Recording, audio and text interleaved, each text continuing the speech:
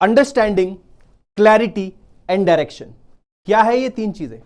किसी भी एग्जाम को देने से पहले उसके सिलेबस को समझना बहुत ज्यादा इंपॉर्टेंट होता है, और सिलेबस समझने के बाद आपको एक स्ट्रेटेजी चाहिए होती है, एंड प्लानिंग, जिससे आपको डायरेक्शन मिले। और ये तीन चीज आपको क्लैरिटी दे देगी कि आपका अप्रोच क्या होना चाहिए टुवर्ड्स दैट एग्जाम।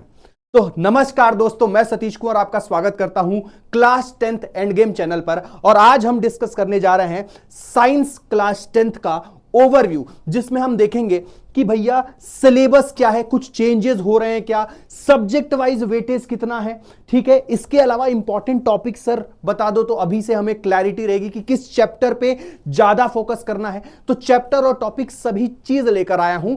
इसके अलावा पेपर पैटर्न क्या है क्लास 10 सीबीएसई बोर्ड में साइंस का। तो सबसे पहले अगर मैं आपको सिलेबस ओवरव्यू दे दूं, तो सिलेबस ओवरव्यू में देखो, हम अपने चैप्टर्स को तीन पार्ट में डिवाइड कर देंगे। तीन पार्ट कौन कौन से? Chemistry, physics and biology. अगर मैं बच्चों केमिस्ट्री की बात करूं आपके पास, तो केमिस्ट्री में ये चार चैप्टर है। कौन से? Chemical reaction and equation, acid basis and salts, metals and non metals, और कार्बन एंड इट्स कंपाउंड। और इनमें से मैं सबसे ज्यादा इंपॉर्टेंट चैप्टर्स की बात करूं तो इन दो पे फोकस बहुत ज्यादा रखना। लेकिन याद रखना, ये दोनों चैप्टर आपका बेस स्ट्रॉन्ग करेंगे, जो आपको 3 और 4 चैप्टर में भी काम आएगा। फिजिक्स में भी हमारे पास 4 चैप्टर है। लाइट चैप्टर, जिससे रे डायग्राम काफी पूछा जाता है। ह्यूमन आई में देखोगे डिफेक्ट ऑफ विजन, मायोपिया, पास का नहीं दिखता, दूर का नहीं दिखता, ऐसे ये वाले डिफेक्ट्स पूछे जाते हैं। वैसे मायोपिया में पास का दिखता है, ठीक है। इलेक्ट्रिसिटी से सवाल आएंगे, मैग्नेटिक इफेक्ट्स ऑफ करंट। और इसके बाद जो थर्ड सेगमेंट है वो है हमारा बायो का, ठीक है। बायो में 4 चैप्टर है सर, लिखे तो आपने 5 है।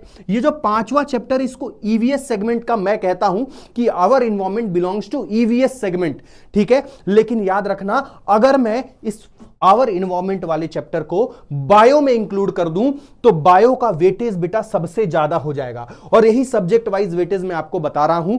देखो, अगर मैं पीसीबी की बात करूं, फिजिक्स, केमिस्ट्री और बायोलॉजी की, तो तीनों 25, 25 और 25 मार्क्स के आते हैं। और बाकी 5 नंबर कौन लेता है? ये लेता है हमारा प्यारा आवर एनवायरनमेंट चैप्टर, ठीक है। तो आवर एनवायरनमेंट चैप्टर 5 नंबर का आएगा, और बाकी 3 सब्जेक्ट्स 25-25 मार्क्स के आएंगे, ठीक है। तो पहले तो हमने सिर्फ मार्क्स के आधार पर बाइफरकेट कर लिया, 4 चैप्टर केमिस्ट्री में, 4 चैप्टर फिजिक्स में और 4 चैप्टर बायो में। लेकिन याद रखना, बायो में 5 चैप्टर है। आपको यहां पे भले से 4 दिख रहा है, लेकिन ये 5 के बराबर है, क्योंकि जो हमारा लाइफ प्रोसेस चैप्टर है, ये अपने आप में 2 चैप्टर के बराबर है। इतना बड़ा चैप्टर है, ठीक है। और सबसे इंपॉर्टेंट चैप्टर भी बायोलॉजी का यही बनेगा, लाइफ प्रोसेसेस।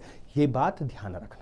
अब इसके अलावा before going two important chapters या इंपॉर्टेंट टॉपिक्स, हम एक चीज समझते हैं, वो है पेपर एनालिसिस। पेपर एनालिसिस क्यों जरूरी है? जब आप अपने प्रीवियस ईयर पेपर को एनालाइज करते हो, तो आपको पता चलता है कि ट्रेंड क्या है, किस टाइप के सवाल पूछे जा रहे हैं, कौन से ऐसे टॉपिक है जिनसे ज्यादातर सवाल पूछा जा रहा है, केस स्टडी किस टॉपिक से ज्यादा पूछा जा रहा है, या फिर किस चैप्टर से ज्यादा पूछा जा रहा है।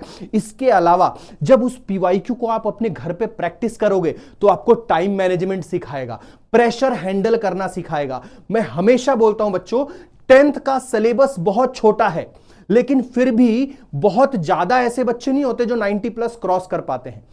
10th class is more about handling pressure and your mental strength, क्योंकि आपके जीवन का बच्चों ये पहला बोर्ड एग्जाम है। यहां का जो एक्सपीरियंस आप कैरी करोगे, ये एक्सपीरियंस आप यूज करोगे 12th एग्जाम में, और फिर आने वाले लाइफ में, इंटरव्यूज में, कॉलेजेस में, जीडी ग्रुप डिस्कशंस वगैरह में, ठीक है। तो 10th क्लास के डायनेमिक्स को समझो। यहां पे आप ज्यादातर आपको मैनेज करने सीखना है आपका वर्कलोड जो बहुत कम है, मेंटल स्ट्रेंथ इंक्रीज करो, कंसेप्ट्स को डेप्थ में समझने की कोशिश करो, क्योंकि जब आप 11th में जाओगे तो ये अप्रोच आपको वहां भी हेल्प करने वाली है, ठीक है। और pressure management is very important. मैंने बहुत ऐसे बच्चे देखे हैं जिनको साल भर कोई दिक्कत नहीं आती, लेकिन बोर्ड्स में जाके फंबल कर जाते हैं, प्रेशर मैनेज नहीं कर पाते हैं, और 7-8% उनके कम बनते हैं जितनी उनको उम्मीद थी। इसीलिए मैं हमेशा बोलता हूं कि class 10th is your first board exam. यहां पे आपकी मेंटल स्ट्रेंथ और प्रेशर हैंडल करने की कैपेसिटी चेक होगी और इंप्रूव होगी। अब देखो, इसके अलावा अगर जब आप एनालाइज कर लेते हो तो आपको स्ट्रेटजी बनाने में आसानी होती है, और एनालाइज करके ही हमें यह पता है, और सीबीएसई ने ओपनली अनाउंस कर दिया है कि भाई इन टाइप के क्वेश्चंस आएंगे, जैसे कॉम्पिटेंसी फोकस क्वेश्चन आता है, केस स्टडी आती है, असर्शन रीजन आता है, descriptive questions, multiple choice questions. अब ये सब करना है तो आपको जो कॉन्सेप्ट्स हैं, आपके बच्चे जो आपके कॉन्सेप्ट्स हैं उसमें क्या चाहिए आपको, उसमें आपको चाहिए क्लैरिटी। और क्लैरिटी कब आएगी, जब आप इन डेप्थ एनालिसिस करोगे और knowledge, in depth knowledge gain करोगे, तब जाके आपको क्लैरिटी आएगी। और हर टॉपिक को समझाने में कौन हेल्प करेगा, हमारी एंड गेम की पूरी टीम, ठीक है, आपको यही अप्रोच सिखाएगी कि क्वेश्चन को अप्रोच कैसे करते हैं।